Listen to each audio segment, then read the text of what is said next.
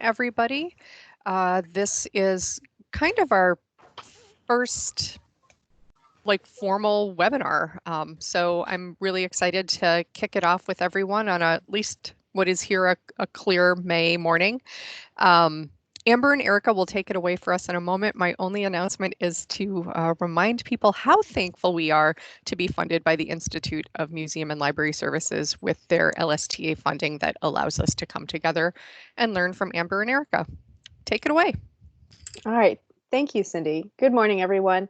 Eric and I today are talking about partnerships and collaboration and this idea that, many hands make much easier work. So how do we find those hands to help and all of that kind of fun stuff?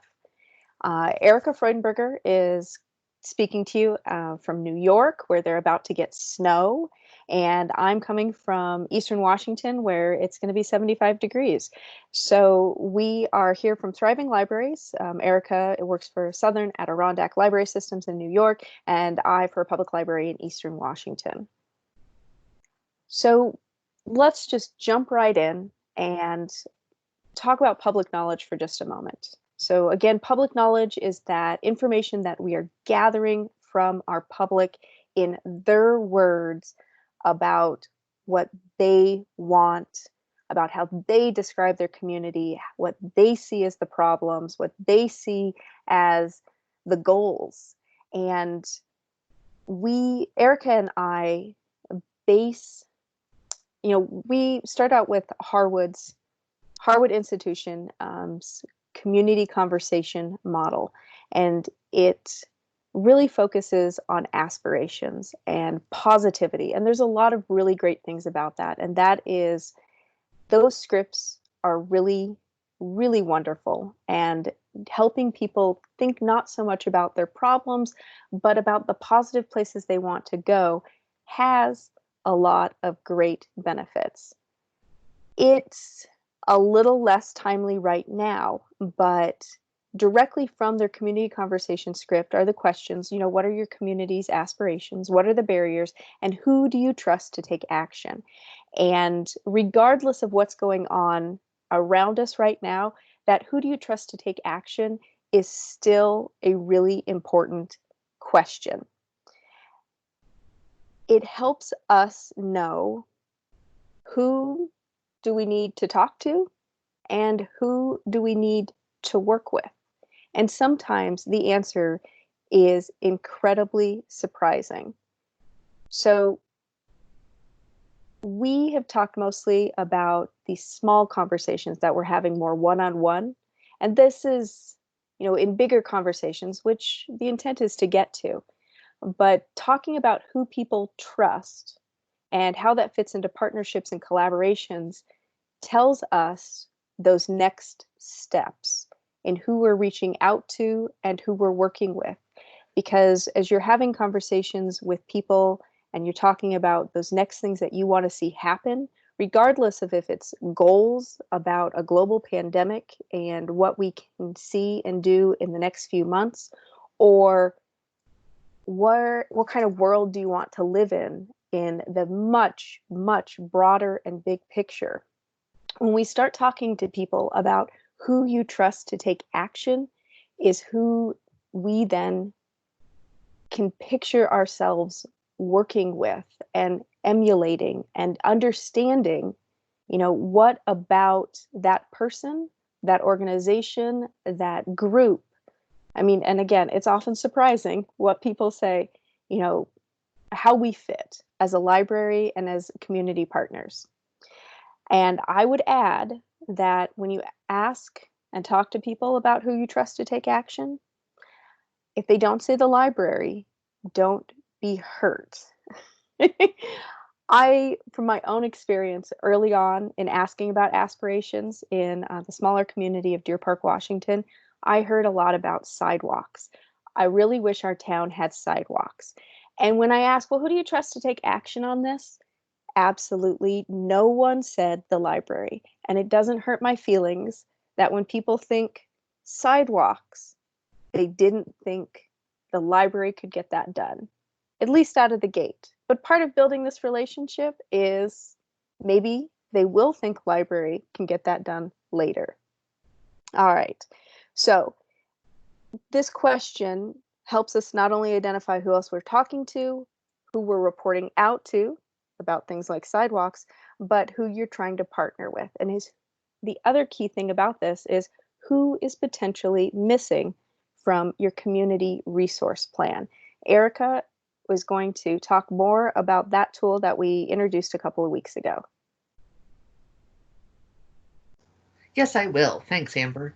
But first, I want to just back up for a second and think about whenever I start doing something, I always like to think about what Simon Sinek said about starting with why. And so I think about why do we need to be partnering and collaborating with other individuals and groups in our communities? And the thing I always think about, or the question I always ask people is, have you ever given a program and had no one come? Perhaps I'm alone in this. Um, but I can tell you I have done that. And when it happened, I spent a lot of time thinking about what had gone wrong.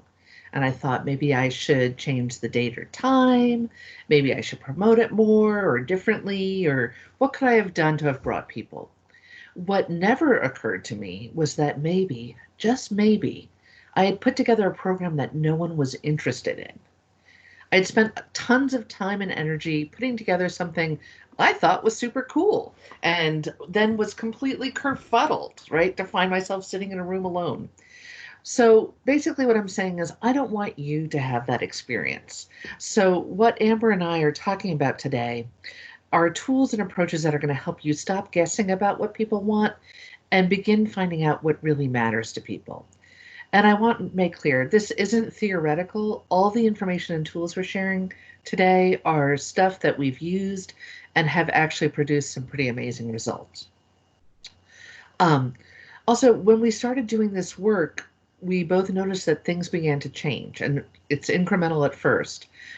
But as we continue to do it, how people thought about our libraries, our program attendance, the funding for our organization, and the role our libraries played in our communities really began to change dramatically, even though we were not necessarily doing traditional library stuff or responding to issues that were traditional library issues. The good news is you can do it too. It's not magic, although sometimes it feels that way. It does take time and energy, but it's worth it because the results really are transformative. So, Amber, next slide, please. Thank you. So we talked a little bit about ABCD before.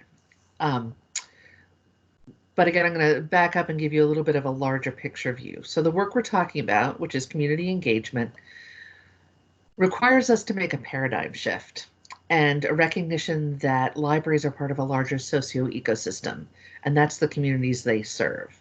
Remember when we talked about whole systems thinking and how, libraries are nested in their communities and we're nested within that, and then our communities are nested in our town or county or whatever it is as it extrapolates out. So we want to make sure that we have sustainable, resilient libraries that are responsive to local needs. Community engagement also celebrates the fact that people have the power to make the changes they want to see in the world. Each of us has agency and can make things happen. And sometimes, especially now when we're in the midst of a global health pandemic, it's really hard to remember that, but we do. Community engagement allows us to see and participate in decision-making processes in a new way, and provides opportunity for some decentralized leadership, which allows for more flexibility and allows different people to step up and lead when their experience or expertise is needed.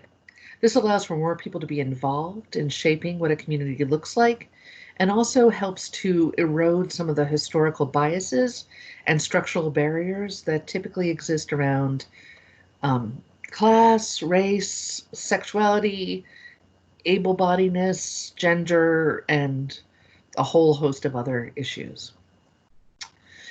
I also want to acknowledge that as public libraries, our tendency is to want to do all of the things, right? Like we can do everything for everybody.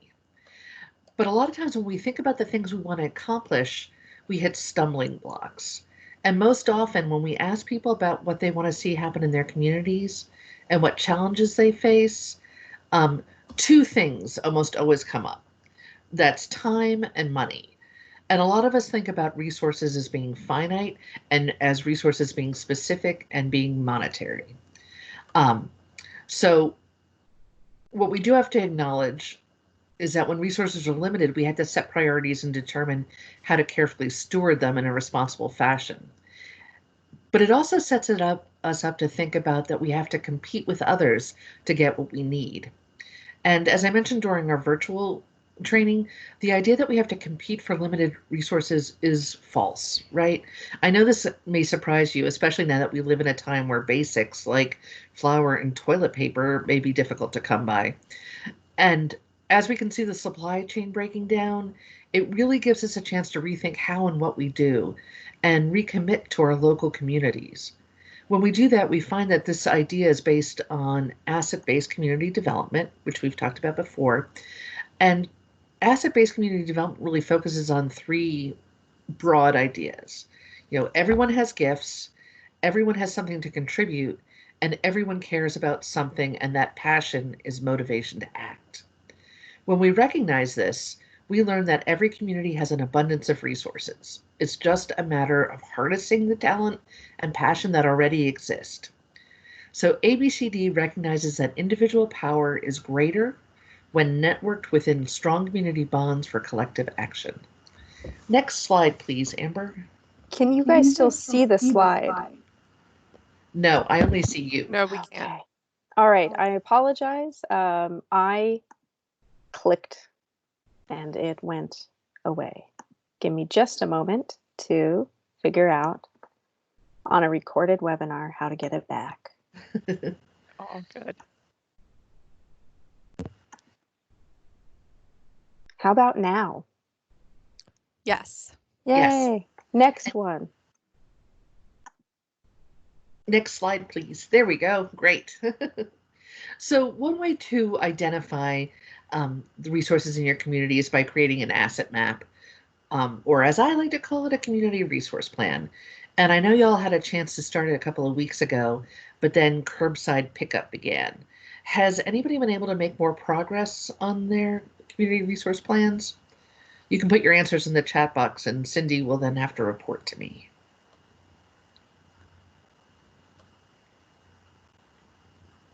Yes, we have. And not yet. Well, hooray for those who have been, and I understand if you hadn't been because you've got curbside pickup and a ton of other stuff going on. So as I mentioned in April, a community resource plan kind of codifies all of your resources that you have in your community.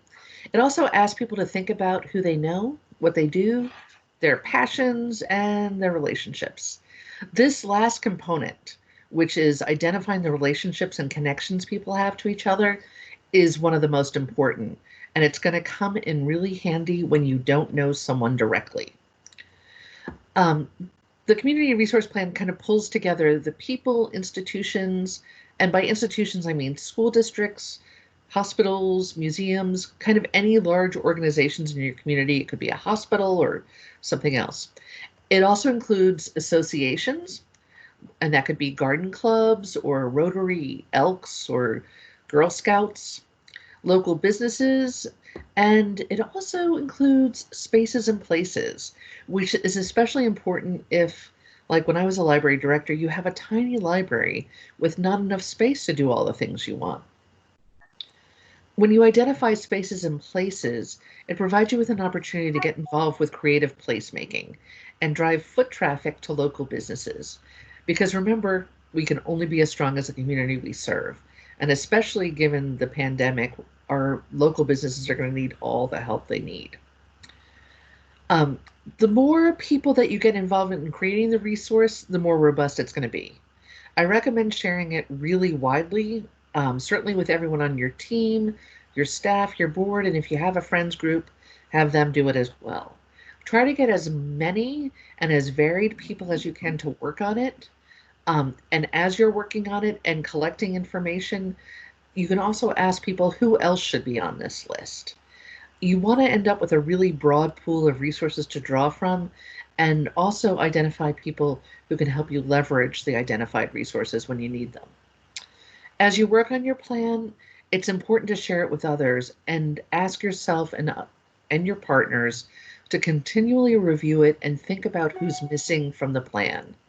Consider all of the people in your community, especially those who may be outside of your social or professional circle, and think about if you know someone or an organization that's working with them, or how you could reach them to add them to the plan and incorporate them into your process. For your plan to be successful and for our communities to thrive, we have to acknowledge and honor all voices, and that includes the talent, wisdom of talking. everyone. I'm just listening. I'm not talking. How's it going? How did your shift go? No, Susan, we can hear you. Oh, sorry. And now I turn it back to Amber about what makes a good partner. And I'll stop laughing. That's fun, Susan. I've already shared my screen. It's going great, everyone. Finding a good partner. A lot about finding a good partner is recognizing what, all right, start with the obvious. Do you have a similar mission statement? Are you guys working towards the same direction? That is probably one of the easiest places to start. That complementary resources, and I don't mean that we have the same resources, I mean you have things I don't have, and they complement each other, that we work together. Going back to who people trust. I mean, that is a huge thing. You're going to find, as your library, and you probably, there's a good possibility that you're already in this position. When you are a good partner and you are an established entity within a community, people want to borrow your, your reputation, essentially. Like, working with you gives something, a project, people believe in it differently because you are a trusted entity within your community. People tend to trust libraries. We've got good reputations. And frankly, everybody who's involved in WLTC came with a partner. And so that's actually a question that I have for you. And I realize that it's potentially not a short story, but look at the partner you have now, and how did you get them? Was it something as simple as, socially we knew each other? Was it we met at a meeting where our like interests? It's, chances are how you didn't find your partner was sitting behind a reference desk waiting for people to approach you. We find good partners because we are out being seen doing things. Now, this is incredibly challenging because now if you're out seen doing things, it's more like, well, what are they doing? And are they wearing a mask? And how close are they standing to that person they're talking to? So how can we remain seen and, make these connections in the times that we've got going on? And believe me, it's a challenge. And personally, what I'm relying on as I'm trying to find new partners right now is introductions from existing partners. The other thing, let me be a little bit broader about what a partner is. Not all partners are formal relationships with memorandums of understanding. You might have those. They're great. It's very straightforward. And in large organizations, and even small organizations, when you find that there's an exchange of goods and you want to be able to track it, memorandums of understandings, MOUs, are very handy. But a lot of times, partnerships are far less formal, and they are just verbal agreements. They're tracking through emails, and they're just we're going to do this together, and we're going to work on this together versus a straight up exchange of services. And in today's climate, this is, again, that community resource plan. It is a map of where to reach out and have these conversations and where to start building. Because while libraries and your community partners, you're starting, you are a foundation that is building impact. And how you're going to grow that out is by reaching out to others. And it got harder because it isn't just about getting out from behind your desk and being seen. Being a good partner is the best way to find partners. People will find you when you are a good partner. And it's really the golden rule. You treat people the way you want to be treated. You know what a good partner is because you know what a bad partner is. So if you know the behavior you don't want, it's then pretty easy to see the behavior you do want. And when you emulate that, people want to work with you. Building trust is about follow through. I mean, at the end of the day, I think that is the most important part of a partnership, is that you are accountable. And people,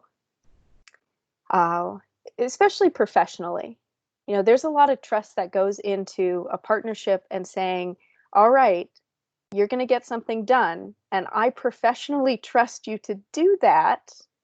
And then you do it because that's what a good partner does.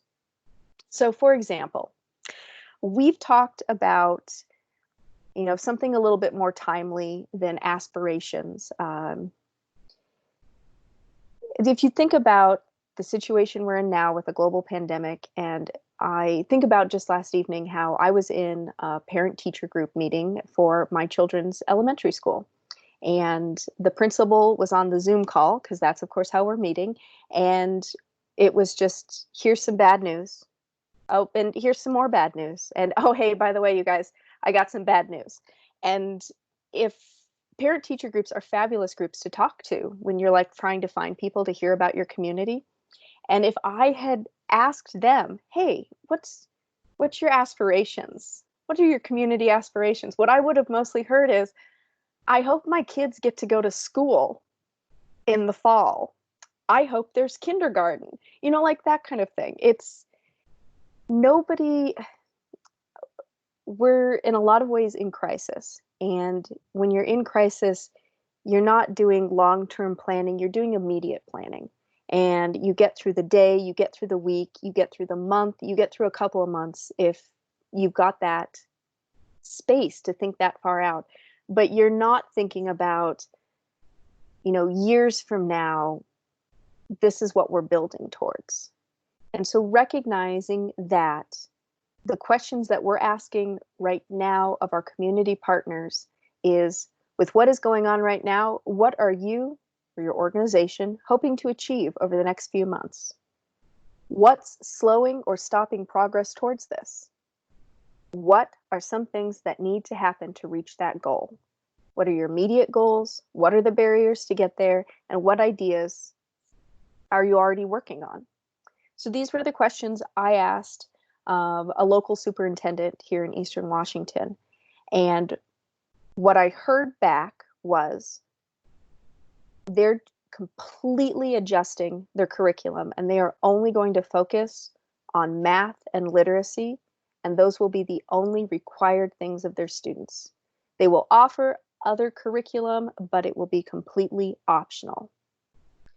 Being a rural school district, one of their biggest barriers by far is not all kids can get online. And it isn't even just they don't have hotspots, it's they don't have service where they're at, that digital divide. And one of the things that they're doing to help bridge that gap is they implemented, this is Riverside School District, Riverside Cares, where they have a staff person who checks in weekly on students and their family and set up a phone number available 7 days a week to call and get community help. So not just school questions, but I need childcare, I lost my job, how about unemployment, and those kinds of things. This is what I heard in this was a 20-minute conversation that I had with the superintendent. So I took his time in a very busy time. He is a superintendent of a school in early April, right? And so I need to follow through and I need to, address what can I immediately do.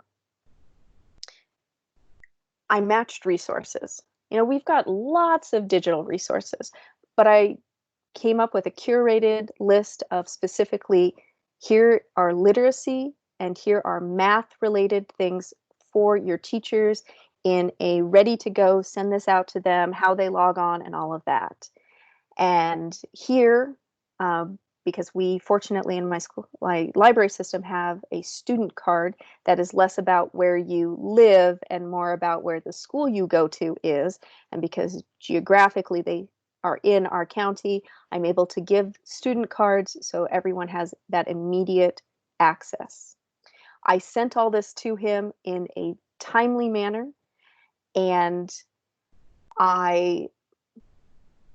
for that digital divide, we talked about, I helped him track down thumb drives so that they could drop, essentially, here's, resources that we have. They were able to download things from our digital resources, put them on a thumb drive, drop the thumb drive off on Mondays when they dropped off their food, when their buses did their system, and drop off, and the same for families that have internet, that ready to go student card.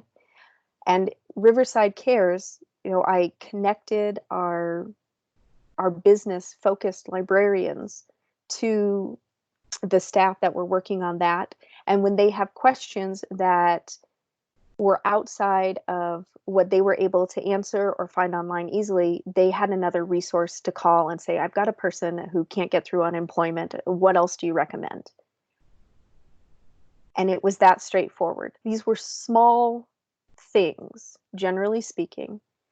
And it wasn't a program that I did. It wasn't something flashy. It didn't garner any attention in the media. But I, as a partner, know that I had a positive impact. I know that I have bettered my library's relationship. Because you got to also think that, don't be the only person that can be the partner. And that's, put the power in the position and not in the person. I didn't just, better my relationship with the superintendent. My library's relationship is better. My name isn't attached to every student card that went out. My library's logo is. And it really is this straightforward. It's follow through. All right. Erica, let's talk about some power mapping because you've got some great stories about relationships too. Woohoo! Mine's positive and it always has been. So we talked like with the community resource plan, we talked a little bit about this in our virtual training, but we're going to do a bit of a deeper dive. So power maps allow us that once we've identified who we want to work with through our community resource plan, and we know all the resources in our community, the next question is, what do we do with this? And how do we catalyze change? And in my experience, that is done most effectively through leveraging social capital, which is where your power maps come in. So a power map illustrates how you can leverage relationships to get stuff done, basically. It's a tool used most often in political campaigns, but I found it helpful for getting all sorts of things accomplished, including passing budget referendums when I was the director of the Red Hook Public Library. A power map starts with the premise that you're trying to make a change, and it helps you visualize the relationships you need to activate to have a positive outcome. So you start by identifying the main stakeholders, many of which you can pull directly from your community resource plan. And stakeholders may include people who are going to be affected by the change, people who have the power to make the change, but they're not currently doing anything about it, people who are relevant and who can help bring change about, and people who are excited about making the change happen, and finally, people who are going to be in opposition to the change, who are really going to kind of dig in and, that's not how we've always done things. Those kind of people. I do want to give one caveat. A power map really is looking at individuals, not institutions, because when it comes to decision making, it's people who make the decisions, not institutions. So you want to identify who the decision makers are at the school district or hospital or whatever institution is relevant to the change you're trying to make, and then determine where they fall on the map. And think about, will they support the change you're trying to make, or will they oppose it? And how much power do they have over that issue? And as you begin to think about that, plot out the stakeholders on the power map. If you like, you can always do this on a whiteboard and use Post-its for each stakeholder, and you can move them around as you see fit. And it's good to work on this both individually and as a team, because different people may have different perceptions about the roles individuals play in the community. So once you figure out who has the most influence over a particular change, you know who you have to get on board. And if the person you need is already a strong supporter, you're good to go. You just want to communicate what it is you're trying to accomplish. You still want to have that conversation, but it's going to be a relatively easy lift. If they're not supportive, and if they're in opposition to what you want to do, you have to decide then if you can bring them around to support you, or if you can maneuver them into being neutral. And so I'm going to share a story about my experience when I was a library director in Red Hook. And just to give you context, it was a small rural library chartered to serve 1,961 people in the village of Red Hook. And this is in the Hudson Valley of New York, about an hour and a half north of New York City. In practice, we actually served the entire town of Red Hook, which is about 10,000. And yes, in New York, we do a very confusing thing where we name sometimes we name villages and towns the same thing because apparently we ran out of words. But anyway, when I started with a small budget, this is back in 2010, of $165,000 a year, or I guess it depends on your perspective. For some of my libraries that I work with now, that would be a good budget. But the trick about that budget was that 600,000 of that, or out of the $165,000, I had taken over right after they had broken ground on a construction project that was going to cost about $600,000, and that was being financed out of my operating budget. I did not know that when I took the job, so it's okay if you gasped. I know I certainly did. So when I took over, I realized very quickly, because we were doing these renovations and we would now have a children's library on a different floor. We were in a mid-19th century octagonal building, so we only had 4,700 square feet over 3 floors, and we were going to be open on multiple floors, so we were going to need to have more staffing. We were going to have higher utility bills and all the things that go along with that. So our budget would need to increase. Unfortunately, the library did not have a great reputation at the time, so we were going out for a budget increase. It was also the first year that New York State had enacted a 2% tax cap, so you could not go out for an increase of more than 2% of your budget unless you had a unanimous vote by your Board of Trustees. And our first vote was asking for a 55% increase, which helped us get a lot of news coverage about how dare we do that in a time when we're trying to limit budgets to no more than a 2% increase. So we had a number of challenges, which were very exciting. And in addition to that, traditionally in our town, whenever the library went out for a budget referendum, both the police and the fire department would be in opposition.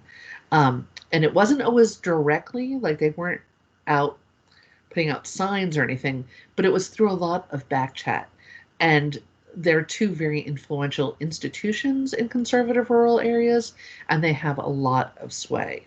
So I started working with a power map pretty early because I realized that I needed to increase our budget, and I knew I needed to build a wide base of support.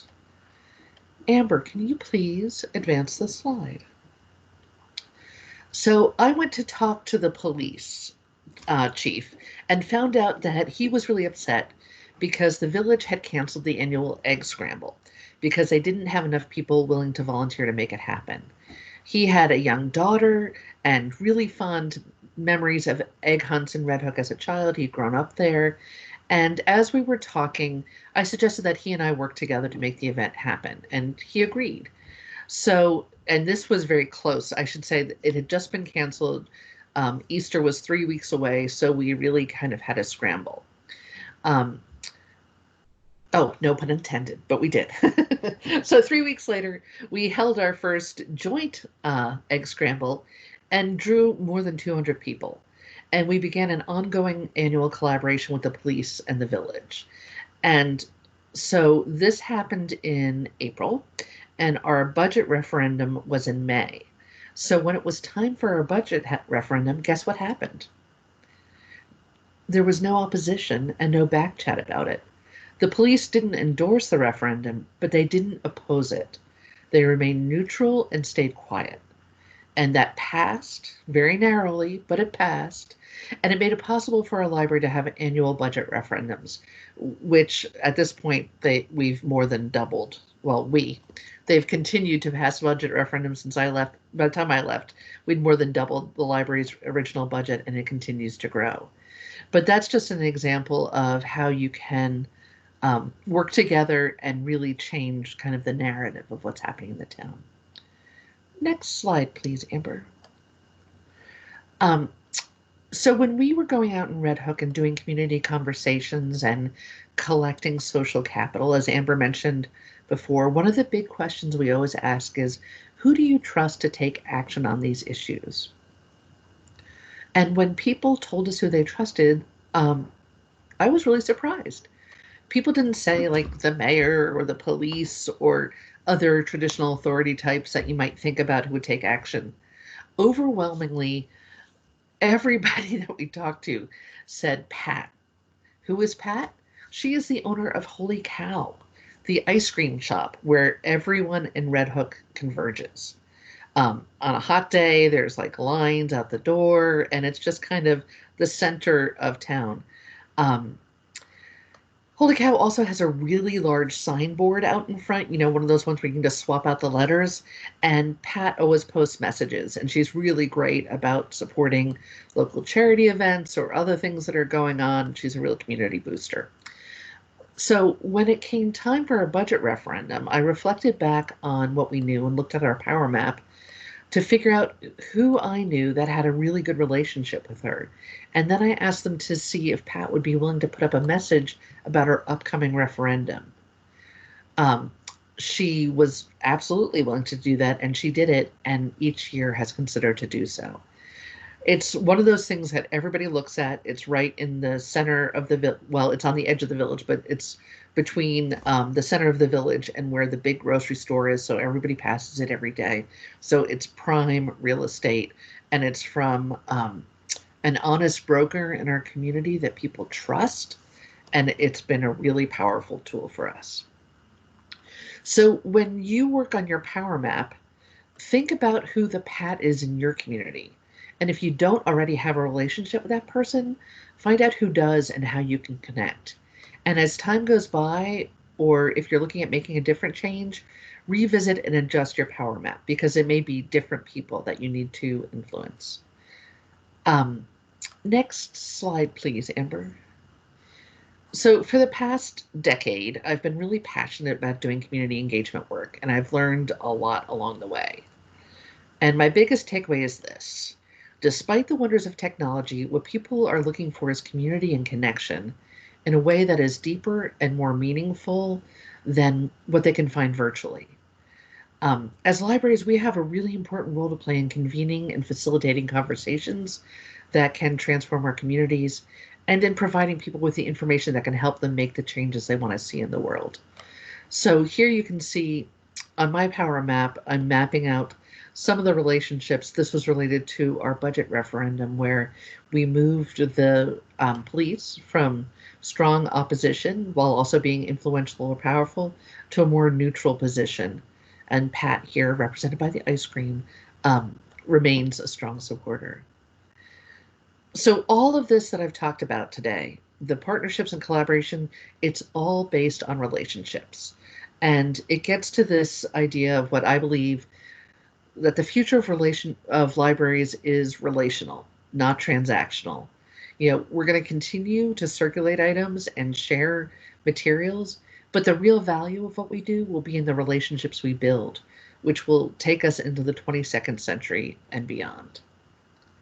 And now I turn it back over to the lovely Amber.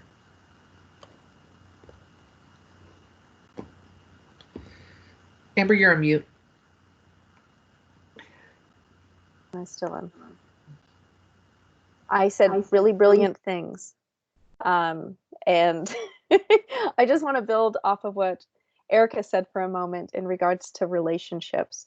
In a time where the stuff that we have is so hard to share, this is actually, the perfect time to build those relationships, because they don't have to be face to face, as we are all learning as we get to know each other virtually.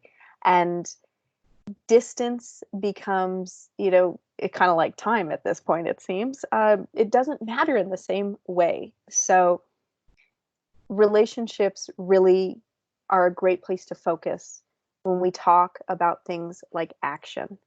So again, it's not, egg scrambles and ice cream socials are amazing events, and they are fabulous, big community gatherings and celebrations, and they're not feasible in these moments. So what actions can you take in a timely manner? And again, going back to accountability, this is really important to identify, because as a library and as a community partner, making new partnerships and meeting new people and having these conversations about what are your goals, we need to be able to follow through. And you'll find that, success makes success. The more follow through you have, word spreads, and you really become the most popular person at the dance. Your dance card is just full, and you get new asks, and it's this sort of, natural progression of, you do this one thing, it's a small thing. I delivered library cards, student cards. I dropped them off in a paper bag about 6 feet from the door of the administration building of Riverside School District. And then I walked, like 12 feet away, and I called the inside desk, and somebody, came out and got them. And we waved and said hi, and it was great. And what comes out of it is that superintendent and those teachers telling other teachers in this, the larger area about, well, hey, did you know about this resource? And give the library a call, because they can just bring you the cards, because we can. I know it's the stuff. I mean, I can tell you all about how it sat in the bag for 4 days in my car before I dropped it off, and all of that. I was very safe about it. But they build success, and it leads to this capacity conundrum of, that point where you hit too much. We keep saying yes, and we keep helping, and people keep asking, and we keep helping, and then we have stretched ourselves thin. And you can't untoast toast. So I want to really remind you, as you are identifying actions, to remember everything else that's going on in your work, in your lives, in your community, and to not, spread yourself too thin, to not overpromise, and by making healthy choices for yourself, you can help other people make healthy choices. So you've got to be able to say no as well. And good partners know lots of other good partners. And even in this time, as you're thinking about small things you can do, maybe you're the matchmaker who's introducing someone to someone else, just like the school district did for other teachers. Hey, get a hold of SCLD and they'll get you some library cards. So not all of your yeses and all of your help have to be big.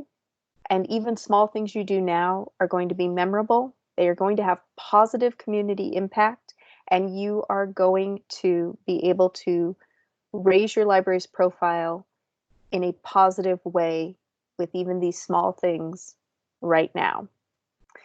It's the snowball effect. But yeah, please remember to not overcommit yourself and your organization. And just like we don't know what the summer reading exactly is going to look like. We certainly don't know what fall is going to look like. We definitely don't know what next year is going to look like. And we aren't the only ones who don't know. People and organizations are in that same situation. So for now, address those quick things that you can follow through with and celebrate your successes and your wins that come with them. All right, that wraps up what we've got to share about partnerships and collaborations and sort of these next steps in our current situations. We would be very happy to take questions, expand on things. Cindy is watching the chat. I am watching the screen. So please, Cindy, chime in if people have questions, and know that if you don't think of your question now and want to follow up later, obviously you can get a hold of Erica and I, and we do talk often. Great. Yeah, we had one question earlier on when the sample resource plan was up on the slide, and y'all were asking if people were kind of getting any traction with it. One person really just asked for tips on how to get started. It sounds like she's having trouble just starting to walk down that path. Do you have some ideas on how to get started if you haven't done that yet? Yeah, so the best way to do it is to just start by writing down who you know and who your people are, and then share that document. I mean, so we have put copies of that document into the cohort folder. Do people have access to that, Cindy?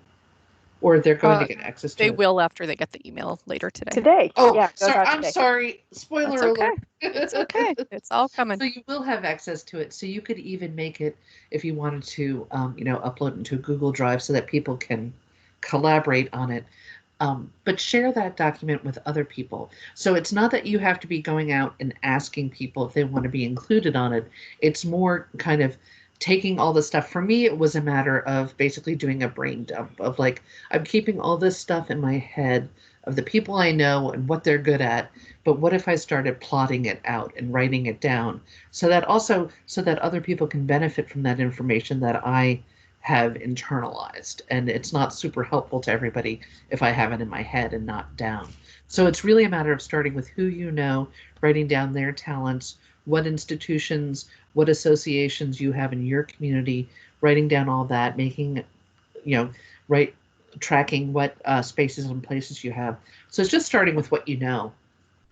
Does that answer, whoever asked that question, does that answer the question? And I would add onto it, as somebody who was trying to do the same thing in a community that I knew very little about.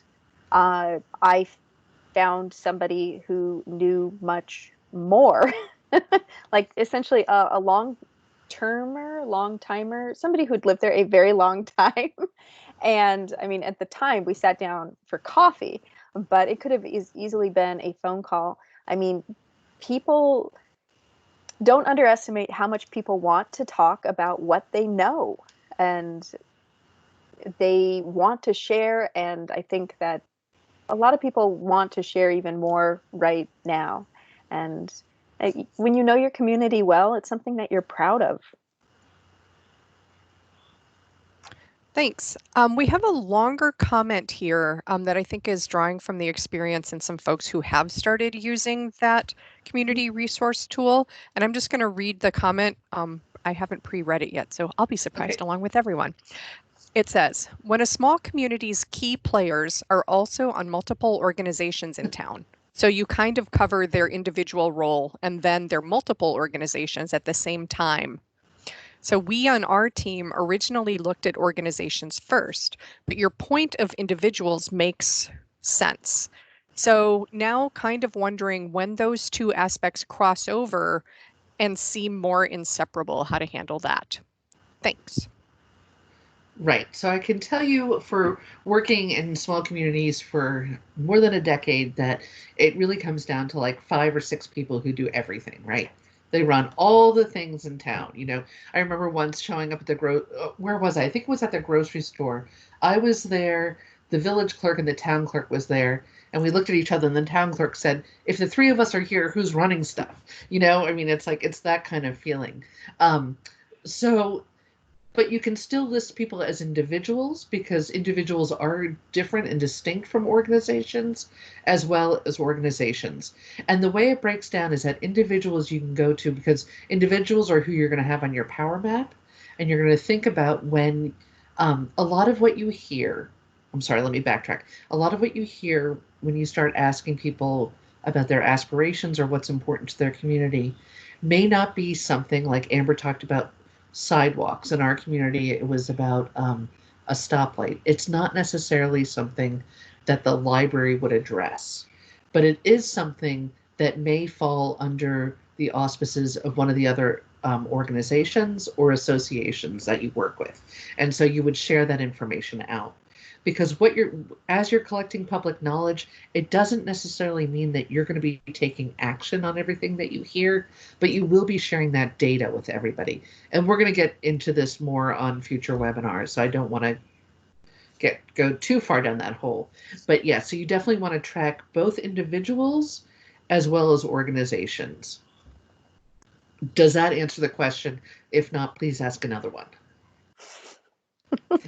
So we'll see if anyone types anything in. I'm going to do kind of a last call for questions or comments. That said, for those of you in the cohort who are doing this live, we're going to have a call together a week from today. So you'll have time to process this and hang on to those questions and comments for that as well. And there's always our listserv. So it looks to me like, yes, the question was answered. Looks to me like we're about wrapped up here. I want to thank everybody for being on. You can look for your Friday email later this afternoon, and we'll see you on your next team call in about a week. Thanks all. Thank you, everyone. Yes, thank you. We look forward to actually seeing you and talking to you next week. Everyone have a good weekend. For those of you enjoying the snow. Yep. Yes. And now I will stop the recording. Thank you.